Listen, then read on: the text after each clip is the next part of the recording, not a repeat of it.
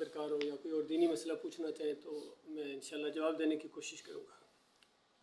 دینی امور پر اجرت کے حوالے سے ایک سوال ہے کہ جو بخاری کی روایت ہے اس میں جو معاملہ آتا ہے کہ چند صحابہ گئے اور بچھو کے کانٹے کا معاملہ وہ سورہ فاتحہ پڑھ کر جو دیا تھے کچھ مال، تو اس کے متعلق کیا آپ کا کہنا ہے؟ یہ اصل میں اجرت کے معاملے میں ان مولویوں کا گویا آخری سہارا ہے کہ جب ان کو کہا جاتا ہے کہ اللہ کی کتاب کو کیوں بیچتے ہو، دینی امور پر اجرت کیوں لیتے ہو، نماز پڑھانے کے پیسے لیتے ہو، اذان دینے کے پیسے لیتے ہو، تو جب ان کے پاس قرآن و حدیث سے کوئی جواب نہیں بن پڑتا ہے تو یہ ایک خاص واقعہ وہ بیان کرتے ہیں جس میں صحابہ کرام کے ایک تبلیغی دورے کا بیان ہے، اور یہ لوگ اس کو پورا بھی بیان نہیں کرتے ہیں۔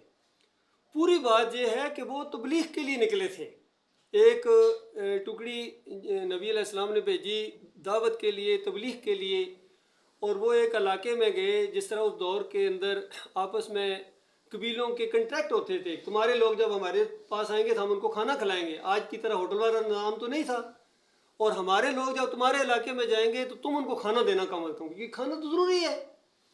تو وہ جب تبلیغ کے لیے گئے تو ان لوگوں نے اتنی مخالفت کی، اس بات کو سننا گوارا نہ کیا، اور وہ جو ایک عہد و پیمان تھا وہ بھی توڑ دیا، کھانا بھی نہیں دیا ان کو، بلکہ اپنے اس گاؤں سے نکال دیا باہر۔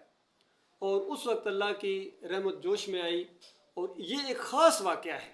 دیکھیے، خاص واقعے کو عام کر دینا یہ یعنی دین کے اندر تعریف کرنے والا معاملہ ہے۔ اس کی ایک اور مثال قرآن میں موجود ہے، پہلے وہ میں آپ کو بیان کرتا ہوں، پھر یہ واقعہ آپ کو صحیح طریقے سے سمجھ آ جائے گا۔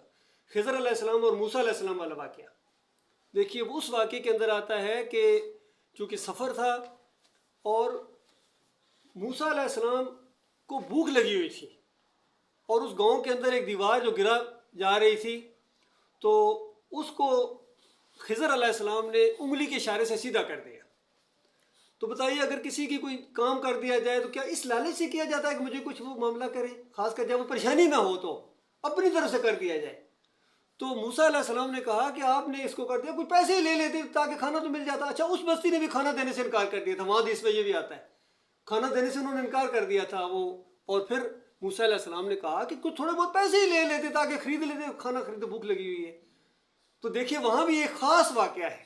عام حالات میں انبیاء ایسے نہیں ہوتے ہیں کہ کسی کی خیر خواہی سے کوئی کام کر دیا جائے تو اس کے فوراً پیسے دو جی میں، ایسے نہیں ہوتے ہیں انبیاء۔ تو یہاں بھی یہ اللہ کے بندے تھے، یہ ایک خاص وقت تھا، بھوک لگی ہوئی تھی، اضطراری کیفیت تھی، اور ان لوگوں نے معاہدے کے مطابق کھانا بھی نہیں دیا تھا۔ تو اس کے بعد اللہ تعالیٰ نے ایک خاص واقعہ برپا کر کے ان کے سردار کو بچھو یا سانپ یا کسی زہریلے کیڑے سے کٹوایا، اور پھر اس نے جب چیخو پکار شروع کی تو لوگ ادھر ادھر بھاگنا شروع ہو گئے کہ کسی کے پاس کوئی جھاڑ پھونک یہ وہ کوئی دوائی ہو جو سردار کے سر پر بنی ہوئی ہے، چیخو پکار لگائی ہوئی ہے۔ تو انہوں نے کہا، بھائی تم نے تو ہمیں کھانا تک دینے سے انکار کر دیا ہے، ہم تمہارے اس کا وہ نہیں کرتے ہیں جب تک تم وعدہ نہ کرو کہ ہمیں کھانا دو گے۔ انہوں نے کہا، بھائی کھانا دیں گے، انعام بھی دیں گے، اگر کوئی ہے معاملہ تو آ جاؤ۔ تو وہ ایک صحابی کہتے ہیں، میں گیا اور وہاں جا کے سورہ فاتحہ پڑھی، اور غور کریں، سورہ فاتحہ پوری کی پوری ایک دعوت ہے، اللہ کی حمد و ثنا ہے، اللہ کے ساتھ عہد و پیمان ہے، یہ گویا دعوت بھی پہنچ گئی۔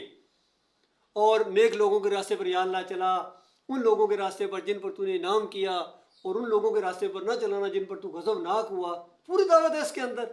اور اپنا تھوک جا کے اس جگہ لگایا جہاں اس بچھو نے کاٹا تھا، تو اللہ نے وہ اس کو درست کر دیا، اور انہوں نے وعدے کے مطابق کھانا بھی دیا اور انعام بھی دیا، 30 بکریاں دیں، سردار تھا تو خوش ہوا۔ اب جیسا وہ لے کے آئے تو ان جو دوسرے لوگوں نے دیکھا کہ یہ تو پہلے ہم نے کبھی ایسا یہ نہیں کیا ہے، یہ تو نے سورہ فاتحہ جا کے پڑھی ہے اور اس کا بدلہ گویا تو نے لے لیا، تو ہمیں تو نبی علیہ السلام نے اس طرح کی نہیں تعلیم دی ہوئی ہے، تو ہم نبی علیہ السلام سے جب تک پوچھیں گے نہیں ہم اس کو اپنے استعمال میں نہیں کریں گے۔ بکریوں کو کھانا تو کھا لیا، لیکن بکریاں جو ہیں اس کا کیا کریں؟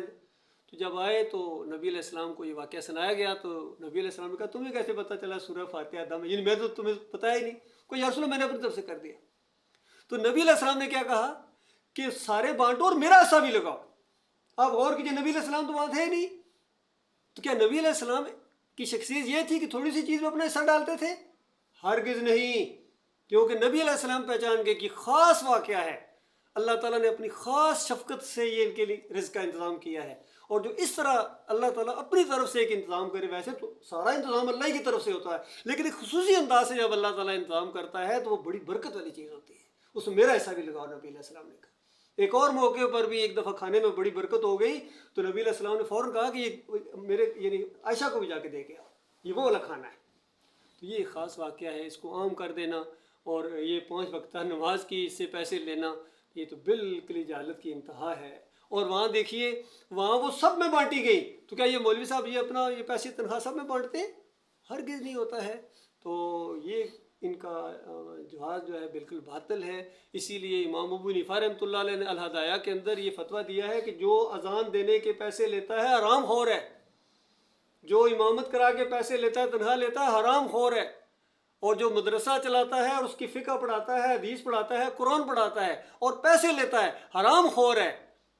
یہ یعنی پھر علامہ نہیں ہے، یہ شیخ القرآن نہیں ہے، یہ حرام خور ہے.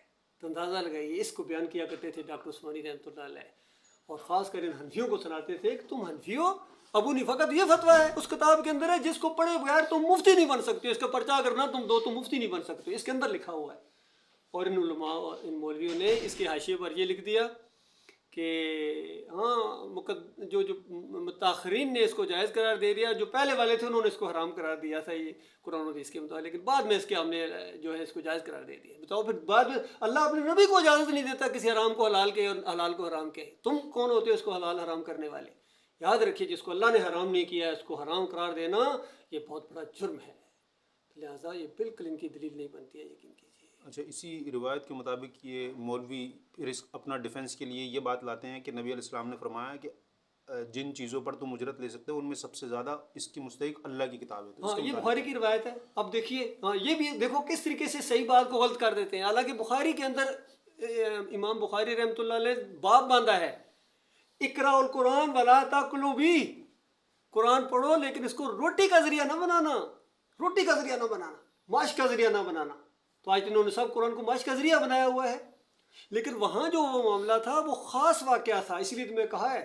اور جس طرح آج میں نے یہ آیت پڑھی ہے آپ کے سامنے، جس پر درس ہوا ہے کہ اللہ تعالیٰ نے مومنوں کی جان اور مال جنت کے بدلے خرید لیے ہیں، تو یہ اللہ کی کتاب آپ کی رہنمائی کرے گی نا. دوسری جگہ یہ بھی آیا کہ اللہ تعالیٰ کہتا ہے مومنوں میں تمہیں ایسی تجارت نہ بتاؤں جو تمہیں عذاب علیم سے بچا لے گی. یہ تجارت ہے صحیح معنوں میں، اللہ پر ایمان لاؤ، اللہ کے رسول پر ایمان لاؤ، اور جہاد کرو اللہ کے راستے میں اپنی جانوں اور مالوں کے ساتھ، یہ تمہارے لیے بہتر ہے اگر تم جانو. اللہ اس کو تجارت کہہ رہا ہے. اب بندہ اس کو بزنس سمجھ لے، اس کو یہ بزنس اس طریقے سے سمجھ لے جس طرح دنیاوی بزنس ہوتا ہے، یعنی اللہ کی کتاب سے کماؤ جنت کماؤ، یہ ہے صحیح معنوں میں کمانے کی چیز ہے، یہ اس معنوں میں ہے. ورنہ باپ باندھا امام بخاری رحمۃ. اچھا مولوی صاحب وہ نہیں بیان کریں گے کبھی کہ اقرا القرآن ولا تاکلوا بھی، وہ کلیئر ہو گیا معاملہ کہ کھانا تو نہیں ہے. اچھا اسی کے ساتھ اٹیچ کر لیں اس روایت کو عبادہ بن صامت والی. انہوں نے اپنے ایک شاگرد کو قرآن پڑھایا اور وہ خوش ہوئے، اور انہوں نے ایک تیر کمان یا تلوار یا جو بھی اس طرح کا ایک جنگی ہتھیار تھا وہ دیا تحفے کے طور پر، اور ساتھ ہی کہا کہ دیکھو کھانے کی چیز تو ہے نہیں ہے. تو اس کا مطلب ہے کہ کھانے کی چیز تو حرام، بالکل انڈرسٹوڈ بات ہے. اور اس روایت کے اندر بھی بکریوں والی معاملات میں بھی اس کے اندر بھی یہ الفاظ ہیں، وہ صحابہ بیان کرتے ہیں کہ یہ تو کھانے کی قرآن کے بدلے آپ نے کھانا بکریاں لے لی. دیکھیے یہ ذہن تھا اس وقت، لیکن بعد میں جب تشریح کی گئی اس کے انداز سے تو پھر پتہ چلا یہ وہ چیز نہیں ہے، یہ خاص چیز ہے. تو وہاں عبادہ بن صامت کہتے ہیں کہ ٹھیک ہے یہ تم نے مجھے دیا ہے، لیکن میرا دل میں یہ کھٹکا ہے، کھانے کی چیز واقعی نہیں ہے، یہ تو جنگی چیز ہے، لیکن پھر بھی میں نبی علیہ السلام سے پوچھوں گا. دیکھیں صحابہ اکرام کا کیا انداز تھا. وہاں بھی وہ بکری والے معاملے میں کہتے ہیں نبی علیہ السلام سے پوچھ کے معاملہ کریں گے. یہاں عبادہ بن صامت بھی یہی کہتے ہیں کہ نبی علیہ السلام سے پوچھ کے کروں گا. اور پھر نبی علیہ السلام نے بتایا کیا کہا؟ نبی علیہ السلام نے کہا آگ کا لباس پہننے کی ہمت ہے تو لے لو. دیکھیے ایسا کوئی معلم ہو سکتا ہے؟ یہ ہے معلم نبی علیہ السلام. یہ نہیں کہا کہ نہ لو، کہا کہ آگ کا لباس پہننے کی ہمت ہے تو لے لو. کیونکہ یہاں غور کرو، یہاں کوئی مجبوری نہیں ہے، یہاں تو وہ خوشی سے تحفے کے طور پر اپنی طرف سے دے رہا ہے. وہاں تو مجبوری ہے، جان جانے کا معاملہ جا رہا تھا. کتنا فرق ہے اس دو واقعات کے اندر. اور یہاں بھی وہی چیز کہ خوشی سے، کیونکہ یہ کہتے ہیں ہاں بھائی ٹھیک ہے چلو ٹھیک ہے، خوشی سے دے دیتے ہیں نا، یہ عوام خوشی سے دیتی ہے نا. اچھا خوشی سے اگر وہ تمہارے پاکٹ میں بچھو ڈال دے، میں دیکھا کہ سب تمہاری حالت کیا ہو جائے گی. خوشی سے ڈالا ہے نا. کوئی چیز خوشی سے کرنے سے وہ چیز حلال نہیں ہو جاتی ہے. جو چیز اللہ نے حرام کر دی ہے وہ خوشی سے کرنے سے بلکہ اور بڑا جرم ہو جاتا ہے. کہ اللہ نے جس طرح بدکاری کو حرام قرار دیا، آپ کہیں خوشی سے کرتے ہیں، دونوں کی رضامندی سے معاملہ ہے، بھائی تو اور بڑا جرم ہے.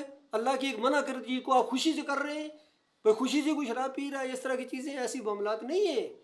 تو یہ بخاری رحمۃ اللہ علیہ نے باب باندھا ہے کہ اس کو روٹی کمانے کا ذریعہ نہ بنانا، یہ معاملہ ہے. اللہ تعالیٰ کو